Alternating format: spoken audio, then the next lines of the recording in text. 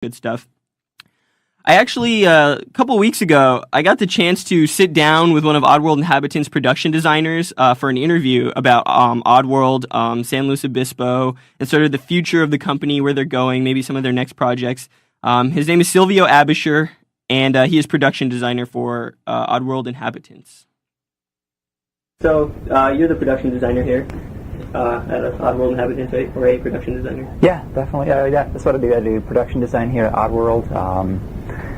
Just, from everything from the little characters to the logos, just all this kind of stuff. So. How long have you been in San Luis Obispo? In San Luis Obispo, it's been 7 years. 7? Yeah, and before that, I was in Michigan for 3, working on cars, designing cars and conceptual cars and interiors, things like that. How did you make that transition from going from designing cars to coming here and designing all this wacky sort of odd? Well, actually, I went to a school in Switzerland that taught design and drawing and industrial design, things like that. And it's actually called Art Center. Mm-hmm. It's down in Pasadena, LA. Mm-hmm. And they used to have a sister school in Switzerland, and that's where I went to. And that's where I met a guy who eventually worked at Oddworld, and by staying in touch with him, I eventually ended up here. We're roommates, and we remember having good times drawing crazy things during our school time. That's interesting. Yeah. And so, what are sort of the dynamics of this job that you never would have thought of in designing cars? What's some of the stuff that you had to adapt to while you were here? What I think that the most drastic change was the painting. It's not so much about function and engineering, or here it's really about how cool the drawing looks. Mm-hmm. I wasn't a painter when I got here. I barely was able to design characters. I mean, I did them on my own. I sketched a bunch of crazy things just for fun, but I wasn't really good at it. But what ended up taking me here, and I think what they liked, is the background in sort of the engineering and sort of functionality in design, and that brings a nice realism to Oddworld, making our things look partially functional, especially the machines and architecture, those kinds of things. Right, yeah, Kristen was showing me the sketches of the things from Munch's Odyssey, the vehicles and stuff that you had done, the drawings and everything. Yeah. Is there anything, did you take anything from the cars, designing cars, ideas and stuff? Oh, yeah. Yeah, definitely. It's more the process of thinking about it, having to deal with, where does the engine go?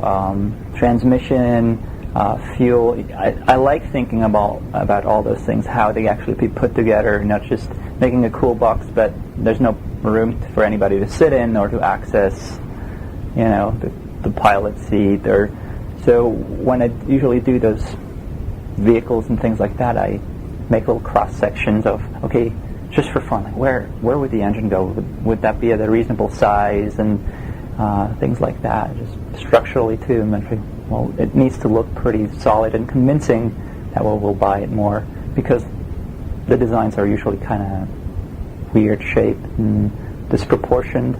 So if we can bring in some engineering, in parentheses, qualities to these strange designs, I think they just help. And that's actually a lot of fun. I enjoy doing that a lot. Cool. Mechanical things and stuff like that. That's sort of your thing. You're really interested in mechanics and things like that. I think maybe it's my Swiss background, being grown up there, and apparently I guess there's a lot of engineers or something like that. I don't know. So maybe I inherited that somehow, and I find that actually quite fun. Right. So, San Luis Obispo, you mentioned it's a nice town. What did you think when you first came here to San Luis Obispo? I thought it actually was really beautiful. I was in Michigan in Grand Rapids, so it was very different. The look was very different. The houses were smaller and all these things, but just having the ocean nearby and the mountains, and Michigan was fairly flat where I was. I thought it was beautiful and very inspiring, and I think it lends itself pretty well for a creative, as a creative environment. I mean, you go up on Bishop's Peak, and at the top there's these like enormous boulders and trees growing around them, and that stuff is totally things that inspire the Oddworld universe. I mean, it's really nature that inspires a lot of things and that we take and twist, but if you actually go out there, sometimes there's things that are so unexpected. Like, for example, the Bishop Peak, just they kind of look out of place almost when you're up there. Those kinds of things are great. So the real trick is getting up there to begin with. Yeah. It's a long hike. Yeah. That's good fun, though. Yeah. Do some of the other people who work here, your colleagues, do they like it here too? I mean. Yeah, I think so. I think for maybe the single guys, it's a little harder, and I don't know if that's necessarily because they're working, a ton. They're working so much that maybe they're having a hard time sometimes finding a little social balance, social life.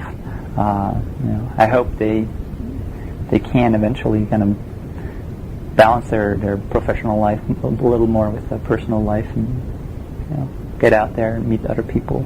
And I think that what's keeping my place more enjoyable is there are a lot of young people around here. There's a lot to do. It's not San Francisco or New York, but you can go out there and find the things that inspire you and give you a sense of balance and those kinds of things. So, do you live in San Luis Obispo? Yeah, I just live down on Broad Street. Oh, really? Yeah, so got really lucky. I can actually walk to work. Right. Yeah, I was reading the interview on the Oddworld website with you a long time ago, and you said it's great that you can walk 3 blocks to work.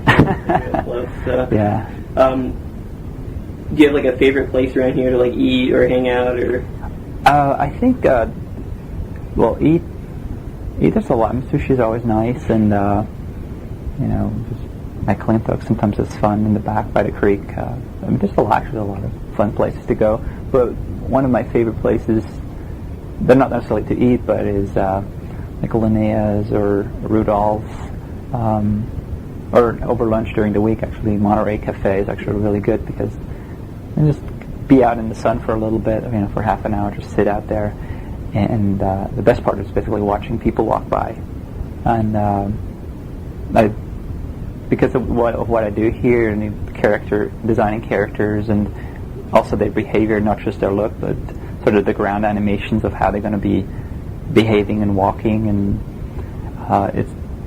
it's pretty fun sitting out there and watching people go by, looking at their postures, and like some people drag their feet, some people like just different ways they behave, and then you accentuate that or you make it tenfold and you turn that into a character here at Oddworld. Like, wow, this guy is just so weird how he's hunched over and his head is bobbing left and right, and that would work really well for this kind of character that we're doing here. So it's actually quite fun. You're developing games for a living, you're production designing. Are you, do you play video games? Because you're really busy here, so it's a busy place. Do you ever find time to play video games yourself? Well, my wife actually doesn't let me too much. Sometimes I did finally buy a PC and played Half-Life, which was great. I just loved it. I played, Halo 1 and 2. I played actually our game quite a bit too, but I never finished it, I have to say. It's pretty horrible. It's I think it's it's a hard kid, like Munch and Stranger's Wrath was hard labor. Right. And so you kind of almost want to take a break. And I've seen the whole process, but I truly never played the entire game from start to finish. Yeah, a lot of my friends play Half-Life all the time. They're always on their computer playing and stuff. In the future, do you see your sort of style and things that you develop and sketch out and things like that? Do you sort of see it evolving? And if so, where do you see yourself going? Just from sketch style and artistically. Artistically, it is going almost more into a real world environment where now characters are a little more human. Kristen, stop me if I'm giving something away that we shouldn't. So that's actually pretty exciting because the stuff we've been doing previously, the kind of quirky, weird they're not necessarily beautiful, but they might be cute or likable. Now I think it evolved. Where the next game is going, it's evolving definitely into a little harder look, more realistic in a lot of ways actually. Anatomy is going into more directions of what we know, what we see in real life. So that's actually good. I enjoy that because it kind of gives a fresh air, fresh breath, or whatever you say in English, into the whole process of designing stuff. Do you speak any more than English? Yeah. You speak. Well, Swiss German is my native language, and French, and German and Italian. So English. I mean, English is my third language, but wow. I mean, I've been talking it for since I've been here, so I still have an accent, I think, somewhere. All right, Silvio, thank you very much. You're welcome. Thank you. This is amazing. I'm so glad I got the opportunity to come in and get a tour and interview with you. I'm a huge fan of the Oddworld game, so I mean, when I found out they were in San Luis Obispo, I was just so excited. I just wanted to come in. Well, it's great having you. That was Silvio Aebischer, and I'd like to thank him very much for taking time out of his busy schedule to interview with me. It was a really fun day, actually. I got to go into the studio down in Monterey, and they gave me a tour, and I was like a kid in a candy store. It was just like amazing, like all the stuff. They really have a cool philosophy down at Oddworld. They live with what they work with. The whole studio is just covered in art and sculptures from the game. And as I was getting this tour, I was just like, wow, I cannot believe I'm surrounded by all these original production drawings of Oddworld stuff. And it's all, a lot of it is from Lorne Lanning. He has a great philosophy on how sort of the studio should be run and sort of the way the games are presented. I mean, you can tell by the topics that the games decide to cover. I mean, Abe's Odyssey, you look at that. These games are great because there's more than just a video game there. It's sort of like literature, It's it's enjoyable, but there's also another level to it. And same with the Oddworld games. Abe's Odyssey, obviously, it dealt a lot with, basically the plot is you're this slave laborer in this meat packing company, and you find out that you and all your other brethren are going to be slaughtered and used as the next product, and you have to escape and save your friends. And it touches a lot on issues like employee mistreatment, things like that. It's really just, there's a lot more to see there than just the game and the graphics. There's a great story, there's a great message too, and I think they really do a good job with that down at Oddworld Inhabitants. So the tour was really great. If you're interested in sort of seeing some of the stuff that I saw, they actually released in December, I think it was, Oddworld released an art booklet. It's called The First 10 Years, 10-year anniversary, 94 to 2004, and it showcases the work of everything that Oddworld has done pretty much, and it sort of gives you a glimpse at what the studio looks like inside. It's got all the original production stills and computer CGI images and sort of information about each game, each character, and also some stuff about San Luis Obispo that you may not even know. They celebrated Odd Friday, which is what they called it when Abe's Odyssey came out, at Cafe Roma. They had sort of a party. One year they did it at the wine cellar at the Madonna Inn, sort of to celebrate the game being done. So it's pretty cool. It's really, when you think about these games, you never know that they're in your backyard, and I have a new sort of look at different places, like, wow, the guys from Oddworld must eat here sometimes or whatever. So it's pretty interesting. And like Silvio was saying, he sits out in the sun, looks at people as they come by, I guess, and sort of draws them. So you know what he's saying, right? Like if you're walking along the street doing something funny or weird, you might find yourself in a video game, a year later. No, not really. Maybe. It won't look like you. You'll have green skin, I think. Green skin or something along those lines. The art book, you can check it out. The art book is ballisticpublishing.com. It's an Australian publishing company that does really high quality computer graphics stuff. And check it out, please. It's a really great book. Almost done here. I have so much stuff to cover today, so we're not gonna rush it, but we're gonna see what we can do before I'm out. So you may ask, where is Oddworld going in the future? What's the next step for the company? Sort of, I don't know, interesting, because there's a whole bunch of news that's just been coming out about Oddworld Inhabitants. All over the internet, all over magazines. For example, the April issue of Game Informer magazine reported on a new Oddworld game called The Brutal Ballad of Fangus Clot. Whether that's true or not, I don't know. It's supposedly going to be released on the Xbox. The main character is going to be named Fangus, and he must save his homeland of Fangustan from foreign invaders who are attempting to take over or whatnot. And that's the phone. And it's... Hold on. Anyways, sorry about that. Main character, and the catch, he's infected with rabies and must combat it before it drives him insane. I'm not sure if that's real or not. It isn't an April issue of a magazine, and so, I'm very highly skeptical of April issues of magazine. There's a lot of April Fool's jokes out there that are really taken to the extreme. Everyone remembers the Sonic the Hedgehog pictures from Super Smash Bros. On the GameCube. So, yeah, we'll see if Fangus is a real product or not. It's most likely going to be published by Majesco and not Electronic Arts.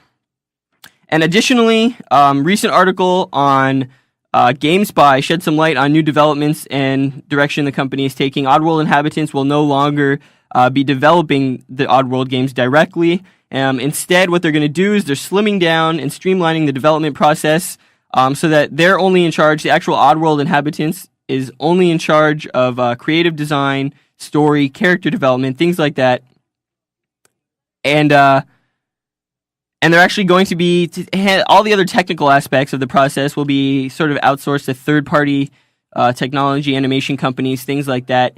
The GameSpy article has a lot of good quotes from Lauren Lanning, and you can check it out on the oddworld.com homepage.